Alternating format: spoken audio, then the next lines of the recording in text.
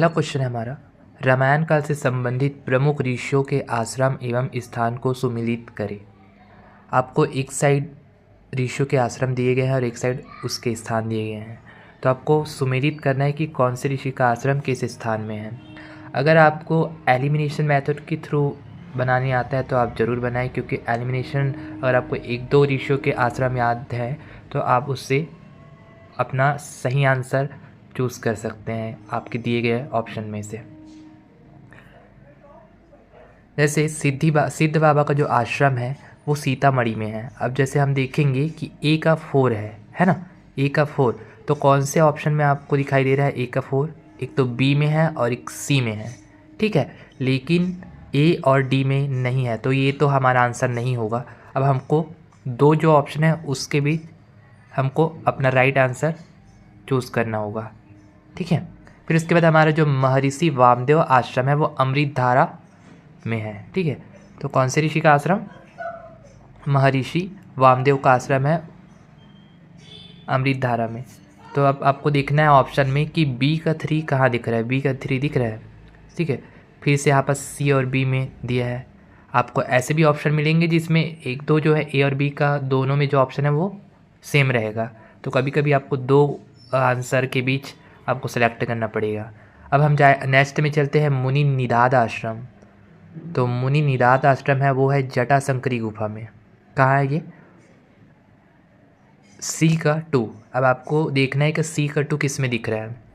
अब आप लोग देख रहे होंगे सी और बी में हमको आंसर सही वाला सेलेक्ट करना था, तो सी का 2 हमको दिख रहा है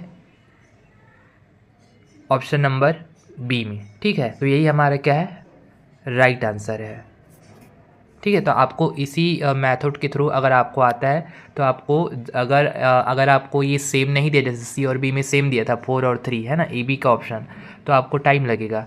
और लेकिन अगर आपको एक ही ऑप्शन दिया, जैसे कभी कभी ए का 4 दे दिया, बाकी में 4 नहीं है, लेकिन आपको पता है ए का 4 ही आंसर है, तो आप उसे सिलेक्ट करें और इसमें टाइम वेस्ट बिल्कुल भी ना करें, ठीक है। चलिए चलते हैं अगले क्वेश्चन की तरफ।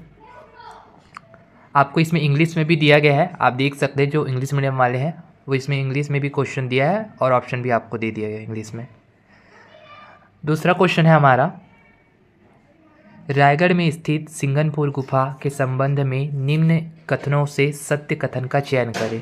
तो आपको यहाँ पर सिंगनपुर की गुफा के बारे में कुछ कथन दिए गए हैं, उनमें से आपको सही कथन के बारे में बताने कि इसमें से कौन सा कथन सही है।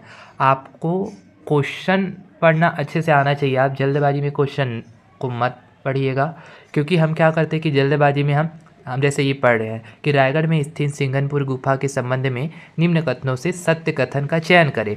हो सकता है वहाँ आपस लिखा हो कि चयन जो असत्य कथन है या सत्य कथन नहीं है उसका चयन करें, तो आप क्या करेंगे, जल्दबाजी में फिर आप गलती कर देंगे। तो इसलिए आपको क्वेश्चन को आराम से पढ़ना है, समझना है, फिर आपको आंसर देना है, ठीक है। तो चलिए देखते हैं कौन कौन से कथन हैं जो सिंगनपुर की गुफा के संबंध में सही है। पहला कथन बोल रहा है कि सिंगनपुर को छत्तीसगढ़ का भीमबेटका कहा जाता है, ये तो सही है। दूसरा कथन है, सिंगनपुर का विस्तृत अध्ययन अमरनाथ दत्त ने 1923 से 27 के मध्य किया है, ये भी आंसर सही है। अब हमारा तीसरा कथन देख लेते हैं, क्योंकि 1 और 2 तो सही है ना। तीसरा कथन बोल रहे हैं कि इन शैलाश्रम में स्थित मूर्तियाँ व शैल चित्र मैक्सिकन एवं इजिप्शियन मूर्तियों के सदृश दिखाई देती है। कथन जो है 3 वो गलत है। कैसे आप बोलेंगे? तो आपने जब पढ़ा होगा तो ध्यान दिया होगा कि जो वहाँ पर शैलाश्रम है, मतलब गुफाओं में जो हमको है ना, पहाड़ों में जो मूर्तियाँ एवं शैल चित्र हमको मिले हैं वो मैक्सिकन एवं के जैसे है, लेकिन जो मूर्तियाँ हैं वो किसके जैसे है, स्पेनिश के जैसे है। तो आपको यहाँ पर ये ऑप्शन गलत हो गया, क्योंकि इजिप्शियन का बात वहाँ पर आया ही नहीं है ना। कथन 5 कि यह गुफा पश्चिमी मुखी है, तो ये भी गलत है, क्योंकि यह गुफा क्या है, दक्षिणी अभिमुखी है। तो आप अब कह सकते कि इसका आंसर क्या हो सकता है, क्योंकि हमारा 1 और 2 सही है और 3 और 4 क्या है, गलत है। तो इसमें इसका आंसर आएगा ऑप्शन नंबर ए, कथन 1 और 2 सही है। आप ऐसे भी कर सकते हैं, जैसे आपको पता है कि ये गुफा क्या है, तीसरा गलत है या चौथा गलत है, तो आप पहले ऑप्शन में देखेंगे तीसरा किस में है, जैसे चौथा है तो चौथा ये तो नहीं आएगा, है ना। अब आपको अब उपयुक्त तो सभी तो होगा नहीं, क्योंकि चौथा हमारा गलत है। उसके बाद यहाँ पर आपको तीसरा जैसे है तो तीसरा भी नहीं है, तो इसके थ्रू भी आप आंसर निकाल सकते हैं। ओके, चलिए चलते हैं अगले क्वेश्चन में। यहाँ पर आपको जो क्वेश्चन नंबर 3 है उसमें पाषाण काल को हमने अलग अलग भागों में बांटा था, ठीक है, और वहाँ पर जो स्थल मिले हैं उनके बारे में दिया गया है। तो वहाँ पर हमको सुमेलित नहीं है, आपको क्वेश्चन सही तरीके से पढ़ना है कि सुमेलित नहीं है। पूर्व पाषाण काल गीधा हमको मिला है, मध्य पाषाण काल से भी हमको घाट लोहांग हमको ये स्थान मिला है, ठीक है। उत्तर पाषाण काल में अर्जुनी, ये कहाँ है अर्जुनी, ये गलत हो जाता है क्योंकि ये हमको कहाँ मिला था, नव पाषाण काल में, है ना, अर्जुनी बालोद में जो पड़ता है। और जो महापाषाण काल है वो टेंगना, ये हमारा सही है। तो इसका आंसर आएगा सी, कि जो सुमेलित नहीं है कहा गया है, ठीक है। आपको सुमेलित है ये नहीं पूछा गया, आपको सुमेलित नहीं है ये पूछा गया है। तो आपको इसी तरीके से जो क्वेश्चन है आपको एग्ज़ाम में देखने मिलेंगे, तो आपको अच्छे से क्वेश्चन को समझ के ही आंसर देना है। चलिए आगे बढ़ते हैं अगले क्वेश्चन की तरफ। राज्य में स्थित प्रागैतिहासिक कालीन स्थलों के संबंध में असत्य विकल्पों का चयन करें। यहाँ पर आपको कथन दिए गए हैं, 2 कथन, उसमें से आपको बताना है कि इसमें से गलत कौन सा है। पहला कथन है बालोद में स्थित मुजगहन मध्य पाषाण युगीन स्थल है।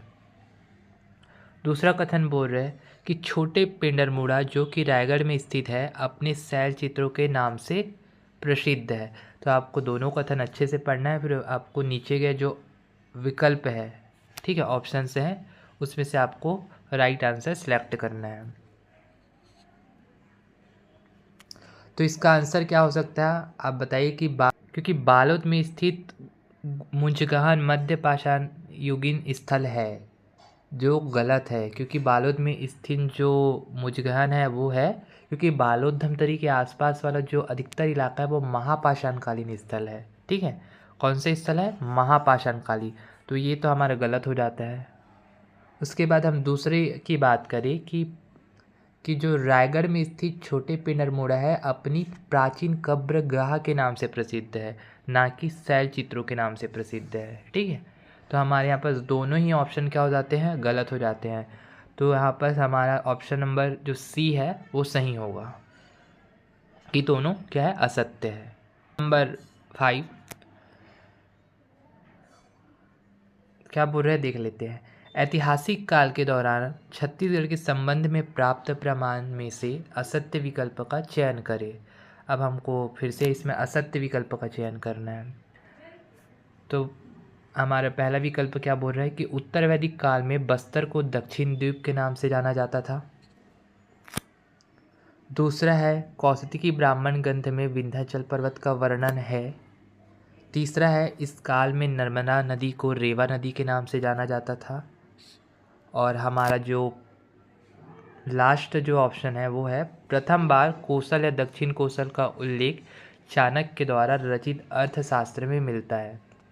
तो आपने पढ़ा होगा कि जो छत्तीसगढ़ का जो प्रथम जो उल्लेख है ना, छत्तीसगढ़ का कौशल या दक्षिण कौशल का उल्लेख वो हमारे किस में मिलता है, पाणिनि के अष्टाध्यायी में मिलता है, ना कि चाणक्य के अर्थशास्त्र में, ठीक है। तो हमारा ऑप्शन नंबर डी गलत है, क्योंकि जब आप कौशिकी ब्राह्मण ग्रंथ देखेंगे तो उसमें विंध्याचल पर्वत का वर्णन है, दक्षिण द्वीप के नाम से जाना जाता था उत्तर वैदिक काल में बस्तर को, और नर्मदा नदी को रेवा नदी के नाम से जाना जाता था। अगर आपने पढ़ा होगा अच्छे से तो आपको याद आ रहा होगा।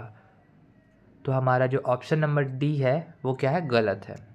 तो यही हमारा क्या है, राइट आंसर है। अब हम चलते हैं हमारे अगले क्वेश्चन में। अगला क्वेश्चन बोल रहा है कि एक साइड हमारे को दिया गया है गुफा और उस दूसरे साइड दिया गया उसके खोजकर्ता। तो इसमें हमें राइट आंसर क्या करना है, सही उत्तर कौन सा ये विकल्प में हमको ढूंढ के बताना है जो दिए गए हैं। तो सीता बेंगरा की गुफा की खोज किसने किया था, आपको याद आ रहा होगा, सीता बेंगरा की गुफा की खोज। अगर आपको एक भी आंसर पता है, एक दो तो आप बताइए। जैसे सीता बेंगरा की खोज किया कर्नल औसले ने, तब कर्नल औसले किस में है, ई का 4। तो अब हमारे पास 2 बी और सी से हमको अब सिलेक्ट करना है कि इसका राइट आंसर कौन सा है। सिंगनपुर की गुफा का कौन किया था? Robert Anderson. आप किसने किया था? सिंगनपुर की गुफा रॉबर्ट एंडरसन ने। तो अब आपको बी का 3 देखना है, तो फिर दोनों में ही बी का 3 है। फिर इसके बाद हम सी में आएंगे। सी में देखेंगे सी का किसने किया था? गढ़धनौरा का रामेंद्रनाथ मिश्र ने। गढ़धनौरा जो है कोंडागांव में है, ठीक है, बस्तर में कोंडागांव में, रामेंद्रनाथ मिश्र द्वारा। तब सी का 3 देखेंगे, तब सी का 2, ठीक है। तो अब आपको देखना है कि किस में है, ऑप्शन नंबर सी में है, वो ऑप्शन सी का 2। तो ये हमारा जो राइट आंसर होगा वो है ऑप्शन नंबर सी। सीता बिंगरा की गुफा कर्नल हौसले द्वारा, सिंगनपुर की गुफा रॉबर्ट एंडरसन द्वारा, गढ़धनौरा रमनेंद्रनाथ मिश्र और करका भाटा अरुण कुमार शर्मा द्वारा। आपको इसी तरीके से क्वेश्चन देखने मिलेंगे एग्ज़ाम में, और आपको केयरफुली और अच्छे से पढ़ के ही आपको आंसर सेलेक्ट करना है, ठीक है।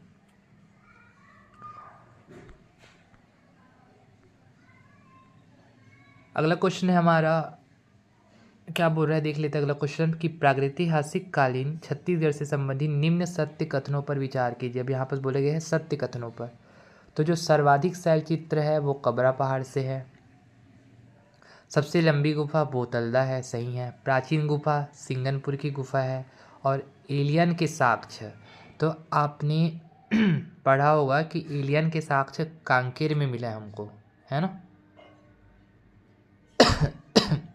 सर्वाधिक शैल चित्र कबरा पहाड़, सबसे लंबी गुफा बोतलदा है, ये सही, क्योंकि बोतल लंबा रहता है ना, तो आपको ऐसे याद रखना है कि सबसे लंबी गुफा है बोतलदा, और सबसे प्राचीन सिंगनपुर। तो ये तो तीनों क्या है, सही है, हमारे तीनों क्या है, सही है। लेकिन जो हमारा चौथा नंबर है एलियन के साक्ष्य, हमको 4 आमा में कांकेर में मिला है, ठीक है। तो इसमें आएगा हमारा ऑप्शन नंबर ए सही है। 4 जिससे 4 है वो गलत है, तो हमारे सी में 4 है, बी में 4 है और डी में 4 है, तो हमारे ये तो तीनों गलत है।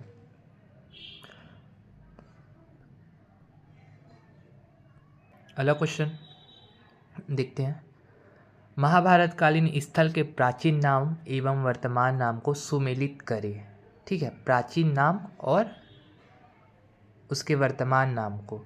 तो जो अब आप देखेंगे कि यहाँ पर सी जो है खल्लारी, ठीक है, जो खल्लारी है, तो आपको याद होगा खल्ल वाटिका से 3 आएगा, सी में 3, तो कहाँ दिख रहा है आपको? अब 2 सी और डी में दिख रहा है, ठीक है।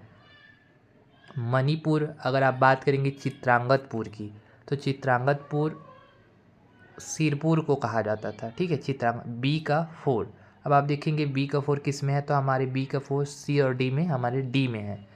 तो इसका जो राइट आंसर होगा वो होगा हमारा ऑप्शन नंबर डी, ठीक है। तो आपको ऐसे दो अगर आपको पता है तो उसके ज़रिए से भी आप जल्दी से आंसर लगा के आगे बढ़ सकते हैं, क्योंकि वहाँ पर आपको फिर पूरा चेक करने की ज़रूरत नहीं है। अगर आपने क्वेश्चन सही से पढ़ा है और 1-2 आपको आंसर याद है, आपने मैच कर दिया, तो फिर आप आगे बढ़ जाए।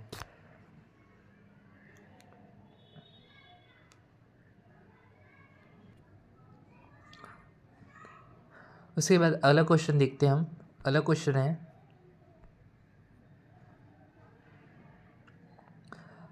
क्वेश्चन है, महाभारत कालीन स्थल ऋषभ तीर्थ जिसमें ऋषभ देव की जानकारी प्राप्त होती है, महाभारत के किस पर्व में वर्णित है?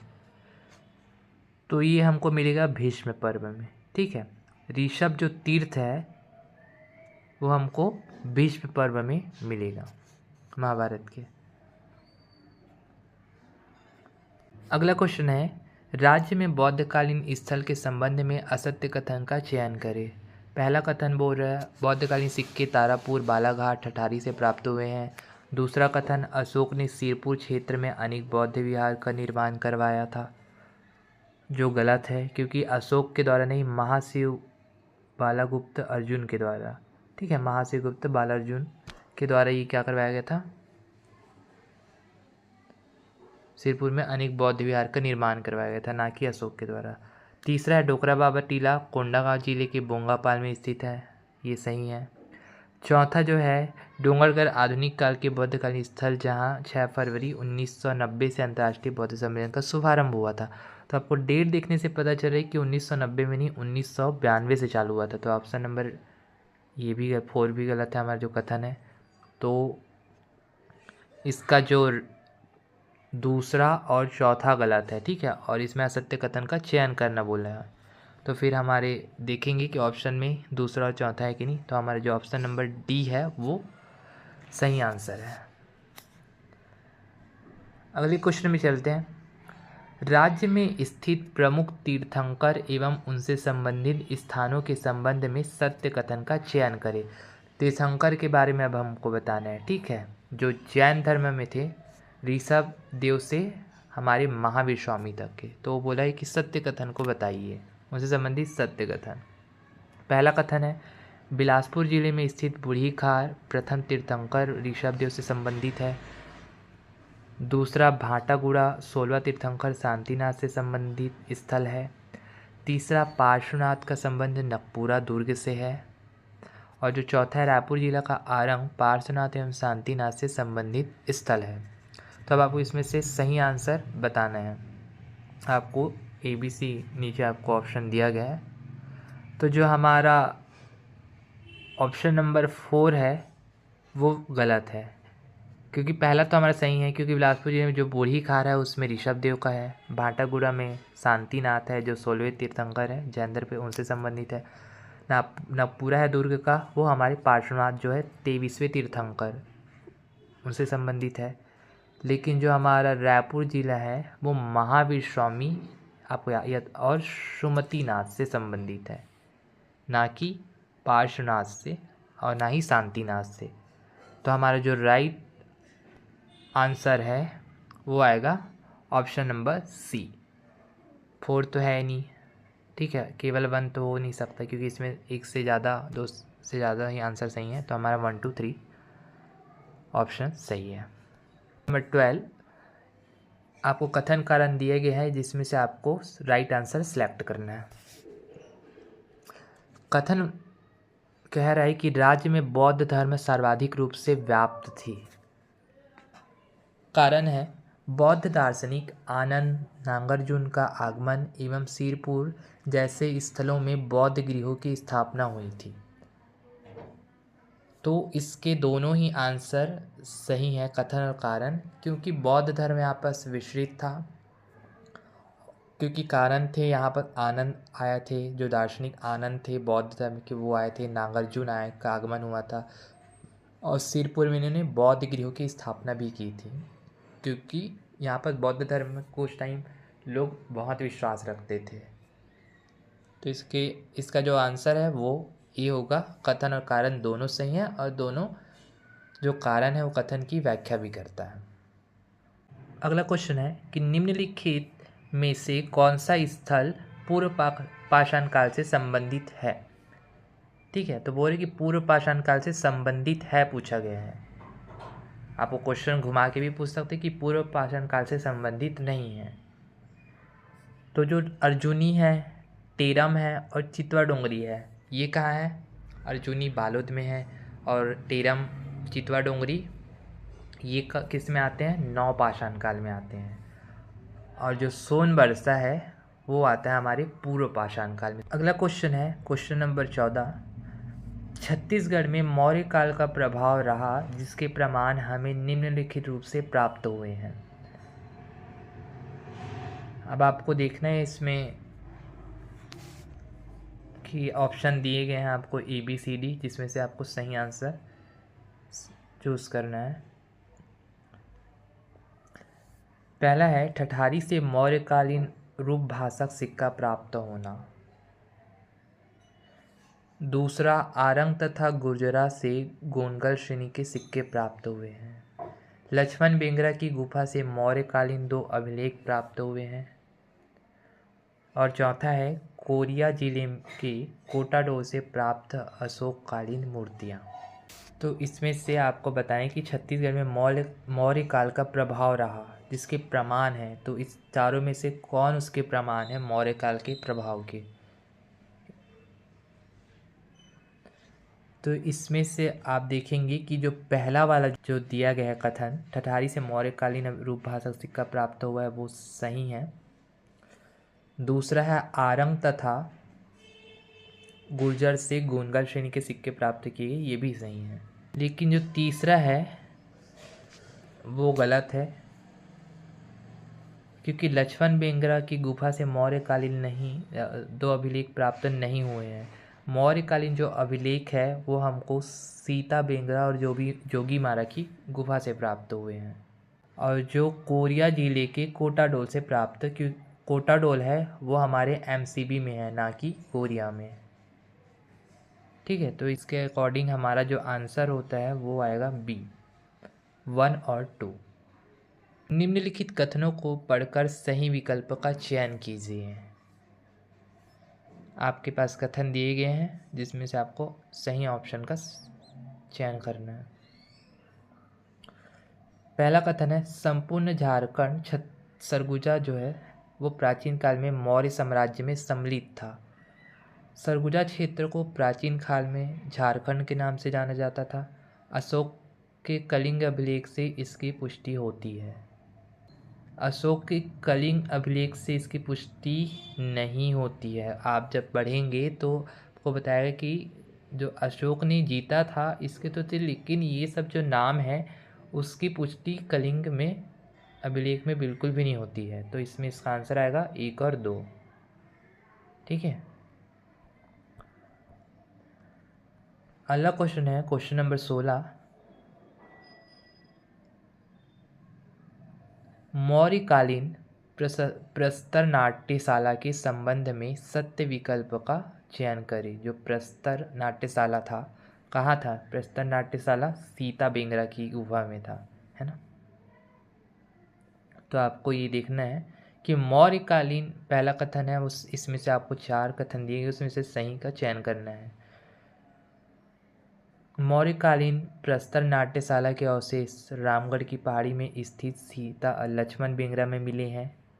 दूसरा है, मेघदूतम के अनुसार रामगढ़ में आषाढ़ माह के प्रथम दिवस सांस्कृतिक आयोजन किया जाता है। तीसरा है, इसे प्राचीनतम नाट्यशाला का अध्ययन संतलाल कटारे ने किया था। चौथा है, रामगढ़ की पहाड़ी में प्राप्त नाट्यशाला तत्कालीन दृश्य कला का प्रतिनिधित्व करती है। तो इसका जो आंसर है, क्योंकि मौर्यकालीन प्रस्तर नाट्यशाला के अवशेष हमको रामगढ़ की पहाड़ी में स्थित लक्ष्मण बेंगरा से नहीं मिला है, ये हमको सीता बेंगरा से मिला है। ठीक है, तो ये काम हमको सीता बेंगरा से मिला है, तो ये हमारा 1 तो जो फर्स्ट कथन है वो तो गलत हो गया। दूसरा सही है हमारा, इसे प्राचीनतम नाट्यशाला का अध्ययन संतलाल कटारे ने किया, ये भी सही है। और रामगढ़ की पहाड़ी में नाट्यशाला का तत्कालीन दृश्य कला का प्रतिनिधित्व करती थी, ये भी हमारा सही है। तो इसका जो राइट आंसर आएगा वो ऑप्शन बी हो।